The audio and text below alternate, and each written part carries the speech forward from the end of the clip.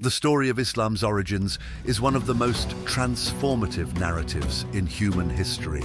For centuries, the traditional account, rooted in Islamic tradition, has shaped our understanding of how this faith emerged in 7th century Arabia. But what if this narrative isn't as clear-cut as it seems? Modern historians have uncovered a series of challenges that call into question the reliability of these early accounts. From the late compilation of key sources to contradictions between Islamic and non-Islamic records, and the surprising scarcity of material evidence, the origins of Islam are far more complex than we've been led to believe. In this video, we'll explore these challenges in detail, drawing on the work of leading scholars like Fred Donner, Patricia Crone, Wael Halak, Tom Holland, and Peter von Sivers.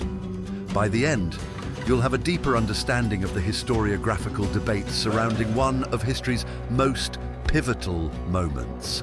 Let's dive in.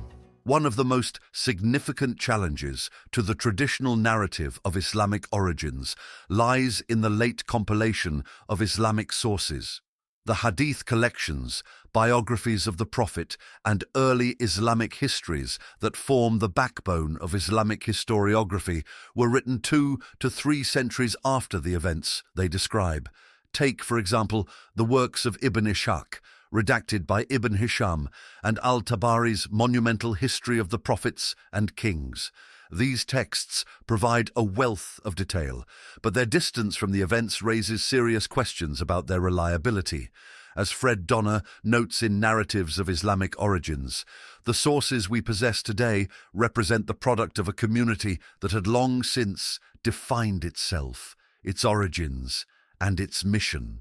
They are far removed from the circumstances of the 7th century.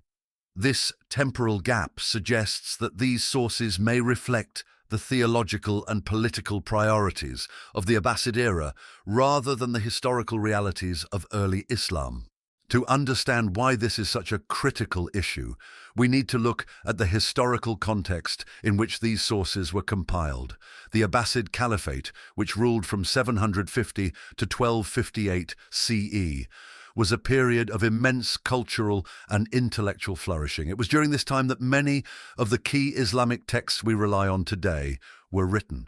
But this was also a period of political and theological consolidation. The Abbasids were keen to establish a unified Islamic identity, and this agenda may have influenced how early Islamic history was recorded. As Patricia Crone observes in Slaves on Horses, the Abbasids were not just preserving history, they were shaping it to serve their own purposes. Consider the timeline.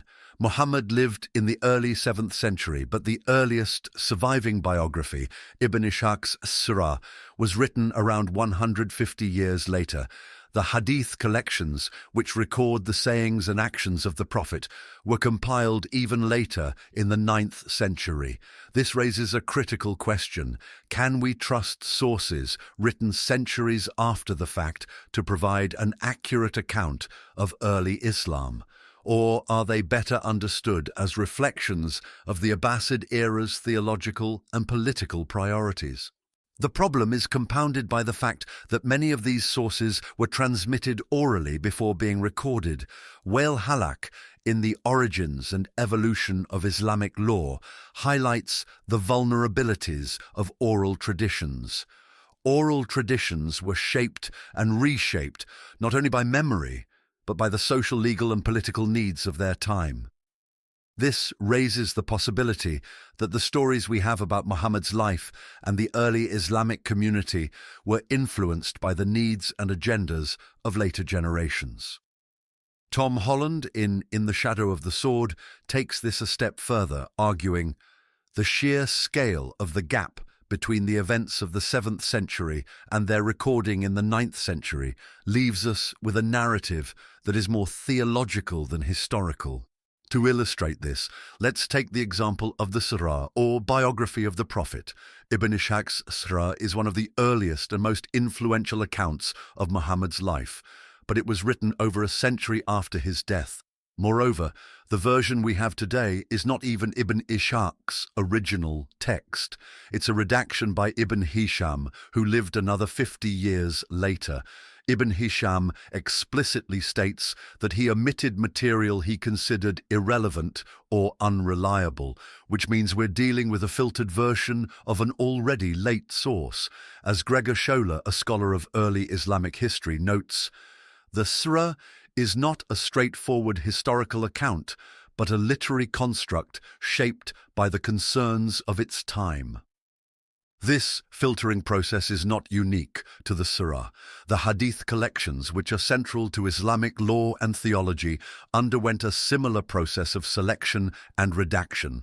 Scholars like al-Bukhari and Muslim, who compiled the most authoritative Hadith collections in the 9th century, used rigorous criteria to determine the authenticity of each report. But even they relied on chains of transmission, isnads, that stretched back over 2 centuries. As Jonathan Brown, a contemporary scholar of Hadith, points out, the isnad system was a remarkable effort to ensure accuracy, but it couldn't completely eliminate the risk of fabrication or distortion. The late compilation of these sources also raises questions about their purpose. Were they intended to preserve history or to legitimize the authority of the Abbasid caliphs and the emerging Islamic orthodoxy? Patricia Crone, in Meccan Trade and the Rise of Islam, argues that the Islamic tradition is not a straightforward record of what happened, but a complex interplay of memory, ideology, and historical reconstruction. She writes, the early Islamic sources are not just historical records, they are also ideological tools crafted to legitimize the authority of the caliphs and the unity of the Ummah. This doesn't mean that these sources are worthless. On the contrary, they provide invaluable insights into how early Muslims understood their history and identity. But it does mean that we need to approach them with caution, recognizing that they reflect the concerns and priorities of the Abbasid era as much as the realities of the 7th century. As Fred Donner puts it, the sources we have are not windows into the past, but mirrors reflecting the concerns of the time in which they were written. In summary, the late compilation of Islamic sources presents a significant challenge to the traditional narrative of Islamic origins. The gap between the events of the 7th century and their recording in the 9th century, combined with the oral transmission process and the ideological agendas of the Abbasid era, means that these sources must be approached critically. They are not just historical records, but also reflections of the time in which they were written. This doesn't mean we should dismiss them outright, but it does mean we need to use them carefully in conjunction with other types of evidence to reconstruct the complex and multifaceted origins of Islam. Another major challenge to the traditional narrative of Islamic origins lies in the contradictions between Islamic sources and earlier non-Islamic accounts. These discrepancies are not just minor differences in detail, they often reflect fundamentally different understandings of early Islam's nature and goals. To explore this, let's begin with the non-Islamic sources, which provide a unique outsider's perspective on the rise of Islam. One of the earliest non-Islamic references to Muhammad comes from the Doctrina Jacobi, a Christian text written in the 630s, just a few years after Muhammad's death. This text refers to a prophet active among the Saracens, but does not mention key elements of Islamic tradition, such as the Quran or a distinct religious identity.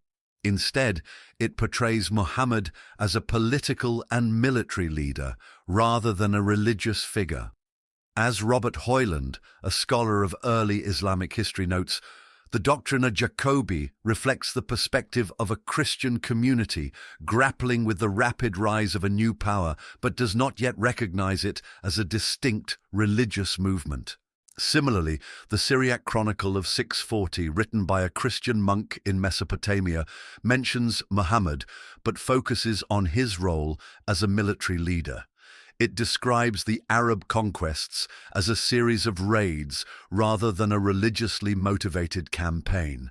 Hugh Kennedy, in The Prophet and the Age of the Caliphates, observes, "The Christian and Jewish accounts from the 7th century provide glimpses into the early Islamic movement, but often reflect a very different understanding of its goals and structure than what emerges in the later Islamic sources."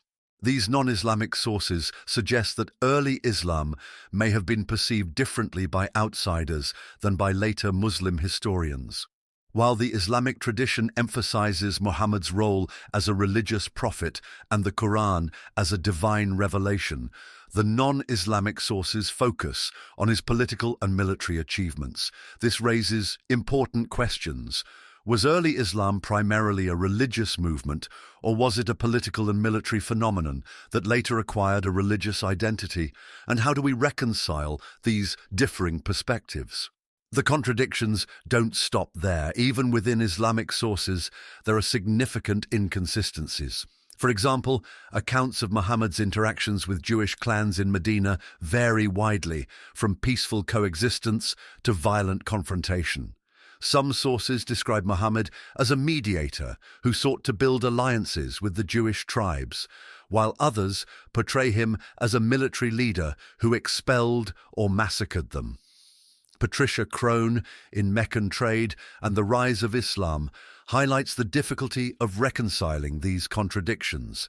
The discrepancies in the accounts of Muhammad's life are not simply differences of detail, but often reflect competing theological or political agendas.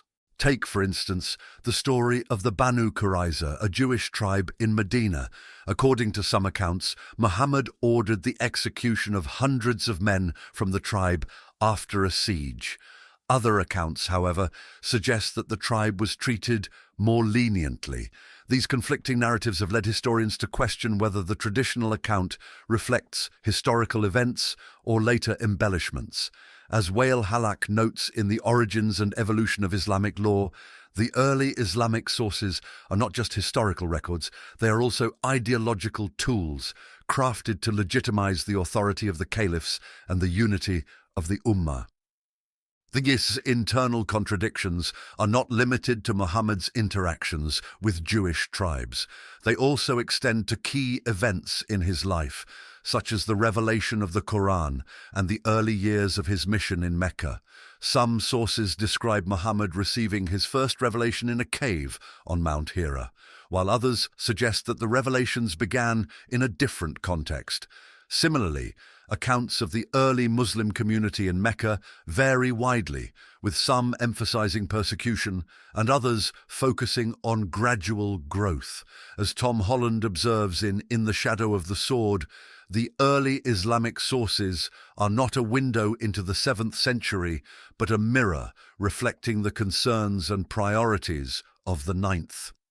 These contradictions force us to question whether the traditional narrative represents a cohesive historical account or a compilation of stories shaped by the needs of later Islamic communities.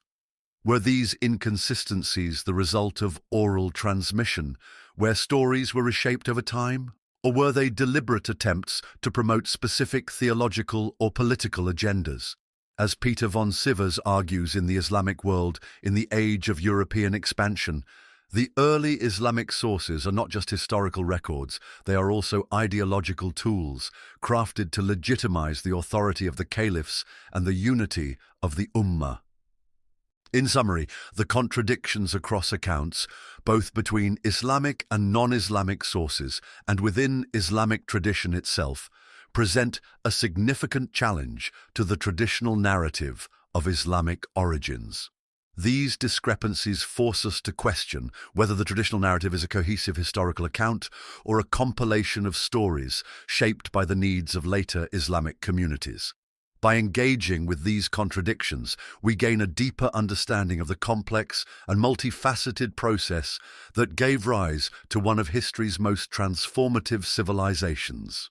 One of the most striking challenges to the traditional narrative of Islamic origins is the scarcity of contemporary evidence from the 7th century. Unlike other major world religions, such as Christianity or Buddhism, early Islam left behind very little material evidence from its formative period. This absence forces historians to rely heavily on later textual sources, which, as we've seen, come with their own set of challenges. Let's explore what we do and don't have from this critical period. First, let's look at coins, which are often considered some of the most reliable artifacts for understanding historical periods. Coins from the early Islamic period provide fascinating insights, but they also raise questions. Early Islamic coins, for example, often retain Byzantine and Sassanian imagery with only minor additions, such as the Arabic phrase Bismillah, in the name of God. Fred Donner, in Muhammad and the Believers, observes, "The early Islamic coinage reflects a pragmatic adaptation of existing administrative systems rather than the assertion of a distinct religious identity." This suggests that the early Islamic state was more focused on political consolidation than on establishing a unique religious identity. For example, the so-called Arab-Sassanian coins, minted in the decades after the Islamic conquests, feature the portrait of the Sassanian king Khosrow II on one side and a Zoroastrian fire altar on the other. The only distinctly Islamic element is the addition of the phrase Bismillah in Arabic. This blending of imagery suggests a gradual transition rather than a sudden break with the past. As Tom Holland notes in The Shadow of the Sword, the early Islamic coinage tells a story of continuity rather than revolution, of adaptation rather than innovation. Next, let's turn to papyrus documents, which provide another important source of contemporary evidence. These documents, mostly from Egypt and the Levant, include administrative records, tax receipts, and legal agreements. While they offer valuable insights into the early Islamic state, they rarely reference Islam explicitly. Terms like Amir al-Mu'minin, commander of the believers, suggest a monotheistic leadership but do not indicate a fully developed Islamic identity. Wael Halak, in Sharia, Theory, Practice, Transformations. Notes: the early administrative practices of the Islamic State seem to have been more concerned with governance and taxation than with the establishment of religious orthodoxy. For example, a papyrus from 642 CE, just a decade after Muhammad's death, records a tax agreement between the Arab conquerors and the local Christian population. The document refers to the Arab leader as Amir al-Mu'minin, but makes no mention of Islam or the Quran. This suggests that the early Islamic state was primarily focused on maintaining order and collecting taxes rather than promoting a new religious identity. As Robert Hoyland observes in God's Path, the early Islamic state was more interested in practical governance than in theological innovation. Perhaps the most surprising gap in the evidence comes from Mecca and Medina, the heartlands of early Islam. Despite their central role in Islamic tradition, these cities have yielded very little archaeological evidence from the 7th century. This absence is partly due to the sacred nature of these sites, which has limited archaeological excavations. However, the lack of material evidence has fueled speculation about the historical role of these cities in early Islam. As Tom Holland argues in The Shadow of the Sword, the absence of contemporary evidence from Mecca and Medina forces us to rely on texts that were written centuries later, raising questions about their historical accuracy. For example, there is no archaeological evidence for the Kaaba, the sacred shrine in Mecca, dating back to the 7th century. The earliest physical evidence for the Kaaba comes from much later periods. Similarly, There is no contemporary evidence for Muhammad's house in Medina or the mosque he is said to have built there. This lack of material evidence has led some historians to question whether Mecca and Medina played the central role in early Islam that the traditional narrative suggests. As Patricia Crone and Michael Cook argue in Hagerism, the traditional account of Islam's origins may be more myth than history, shaped by the needs of later generations rather than the realities of the 7th century. The scarcity of contemporary evidence is not limited to Mecca and Medina. Across Arabia, there is very little material evidence from the 7th century that can be directly linked to early Islam. This absence is particularly striking when compared to the wealth of evidence from other regions and periods. For example, the Byzantine and Sassanian empires, which preceded the rise of Islam, left behind extensive archaeological records, including coins, inscriptions, and monumental architecture. By contrast, early Islam appears almost invisible in the archaeological record. As Fred Donner notes in Muhammad and the Believers, the early Islamic movement may have been more fluid and dynamic than the traditional narrative suggests, leaving behind fewer traces in the material record. This raises important questions. Why is there so little contemporary evidence for early Islam? Was it a deliberate choice, reflecting the early Islamic community's focus on oral tradition and simplicity? Or is it a sign that the traditional narrative of Islam's origins is more myth than history, shaped by the needs of later generations rather than the realities of the 7th century? As Peter von Sivers argues in The Islamic World in the Age of European Expansion, the absence of contemporary evidence forces us to rethink our assumptions about early Islam and its origins. In summary, the scarcity of contemporary evidence from the 7th century presents a significant challenge to the traditional narrative of Islamic origins. The limited material evidence, whether coins, papyri, or archaeological finds, suggests that early Islam may have been more fluid and dynamic than the traditional narrative suggests. By engaging with this sparse evidence, we gain a deeper understanding of the complex and multifaceted process that gave rise to one of history's most transformative civilizations. One of the most intriguing challenges to the traditional narrative of Islamic origins lies in the Quran's terminology. The text overwhelmingly refers to its audience as believers, mu'minun, rather than Muslims, muslimun. This distinction may seem subtle, but it has profound implications for how we understand the early Islamic community. Let's explore what the Quran tells us about these believers and how this challenges our understanding of early Islam. The Quran, as the foundational text of Islam, provides our earliest window into the beliefs and practices of the early community. But unlike later Islamic sources, the Quran does not present a clear, unified picture of a distinct religious identity. Instead, it describes a community of believers who share a commitment to monotheism and ethical living, but are not necessarily defined by the rituals and doctrines we associate with Islam today. Fred Donner, in Muhammad and the Believers, argues the early believers' movement was not strictly confessional, but sought to revive Abrahamic monotheism. It was only later that the community began to define itself more narrowly as Muslim. For example, Quran 2:62 states, "Indeed, those who believed and those who were Jews or Christians or Sabians, whoever believed in God and the last day and did righteousness, will have their reward with their Lord, and no fear will there be concerning them, nor will they grieve." This verse suggests that the early community was inclusive, embracing anyone who believed in one God and lived a righteous life, regardless of their specific religious affiliation.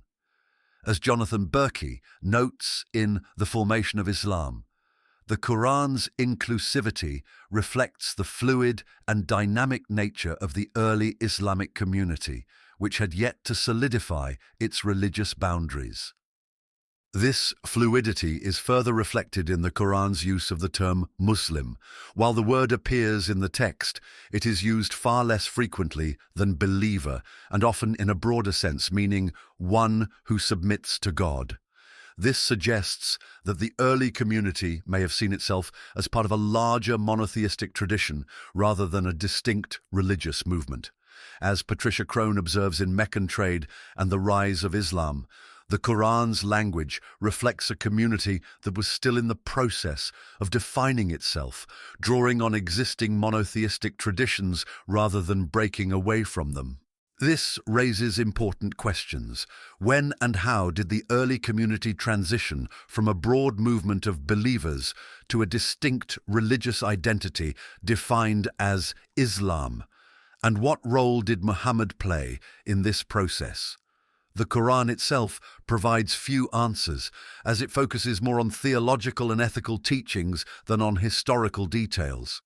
This has led historians to turn to other sources, such as early Islamic histories and non-Islamic accounts, to piece together the story. The transition from a community of believers to a distinct Islamic identity appears to have been a gradual process, shaped by political and theological developments over several centuries. Fred Donner argues that the early Islamic movement was initially focused on reviving Abrahamic monotheism and uniting the diverse peoples of Arabia under a common faith. However, as the Islamic State expanded and came into contact with other religious communities, it began to define itself more narrowly. As Donner writes, the early believers' movement was not strictly confessional, but sought to revive Abrahamic monotheism. It was only later that the community began to define itself more narrowly as Muslim.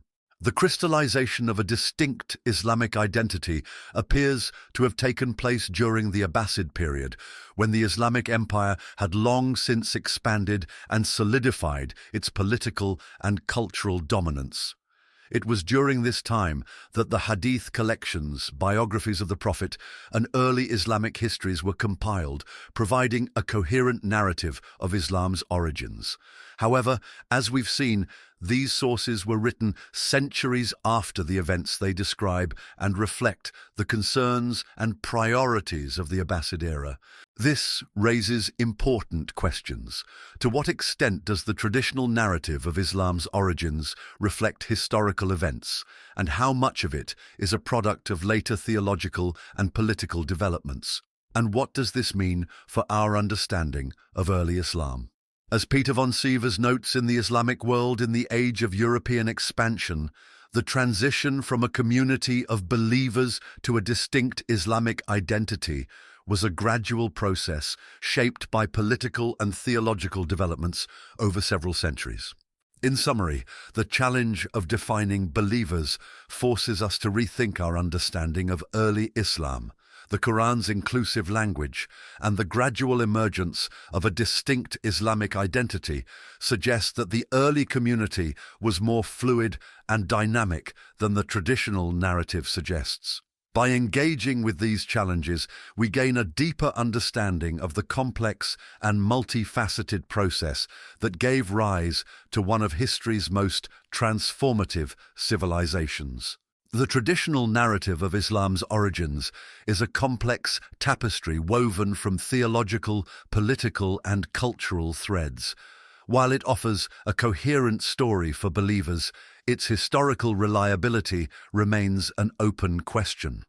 By engaging with these challenges, whether the late compilation of sources, contradictions across accounts, or the scarcity of material evidence, we gain a deeper understanding of the multifaceted process that gave rise to one of history's most transformative civilizations.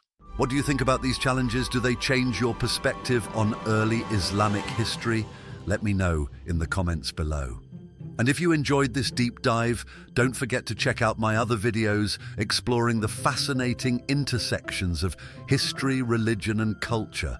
Thanks for watching, and I'll see you in the next video.